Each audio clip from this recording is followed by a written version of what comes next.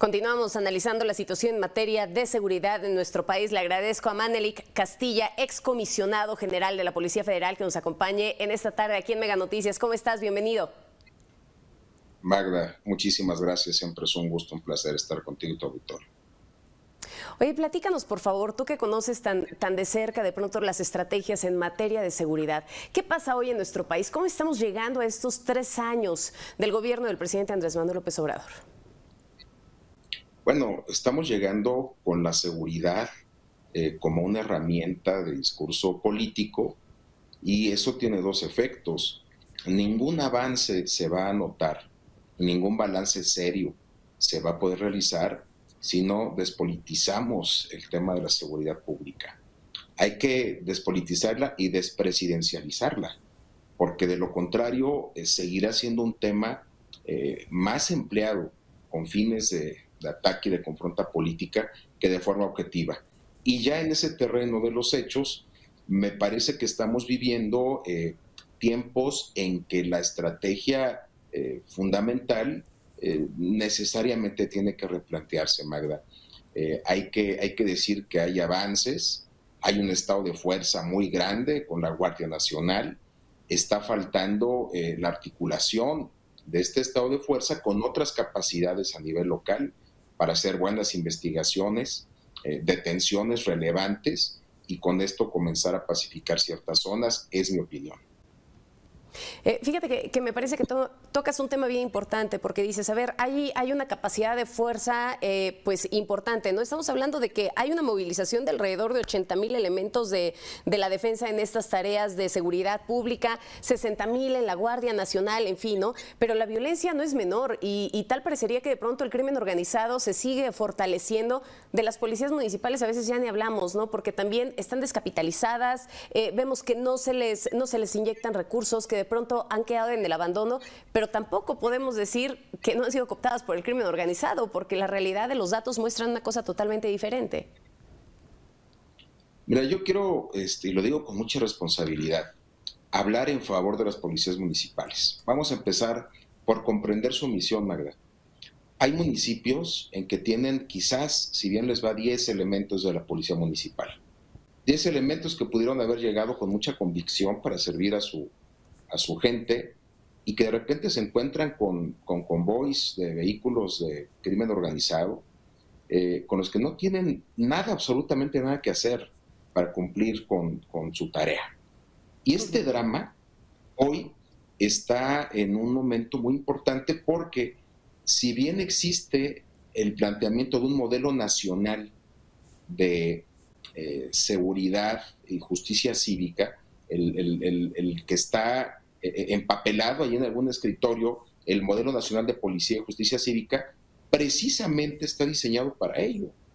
Y ahí hay una de las grandes dolencias. Nadie habla de ese gran propósito que está guardado en algún escritorio y que debería de estar al centro de esta estrategia. Porque si nosotros seguimos hablando de incrementar el estado de fuerza de la federación de los municipios, estamos en el mismo círculo vicioso de hace muchos años. No se desarrollan capacidades locales, culpamos a la federación de lo que se tendría que atender a nivel local y vamos a seguir así si esto no se ajusta.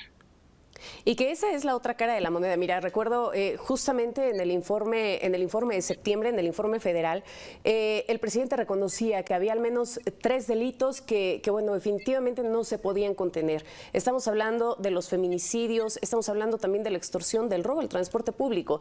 De pronto parecería que cuando se centran los análisis en torno a la violencia o en torno a la inseguridad que se vive en México, pues solamente se habla de los homicidios, pero también están el resto de los delitos del fuero común. Tienes toda la razón, claro que sí. Y es ahí donde comienza a construirse un entorno pacífico, en la justicia de lo cotidiano. Y no vayamos muy lejos. Tú pones 3 ejemplos que me parecen extraordinarios. El robo a casa habitación es otro, el robo al transporte, el feminicidio. Pero yo te puedo decir que hay una cosa más relevante todavía que eso. Estamos en la peor crisis de justicia cívica de que se tenga memoria. Hoy no se habla de los juzgados cívicos, no se habla de esa primera barrera de contención del Estado a nivel municipal, que tiene que ver con la sanción de infracciones de carácter administrativo y que si no se tienen comienzan a crecer. Y esto va desde tirar basura, Magda, hasta el ruido que no se respeta en zonas residenciales, las riñas, la violencia doméstica. Este tipo de circunstancias son las que hacen la diferencia al momento de comenzar a pensar en pacificar o en establecer condiciones de seguridad.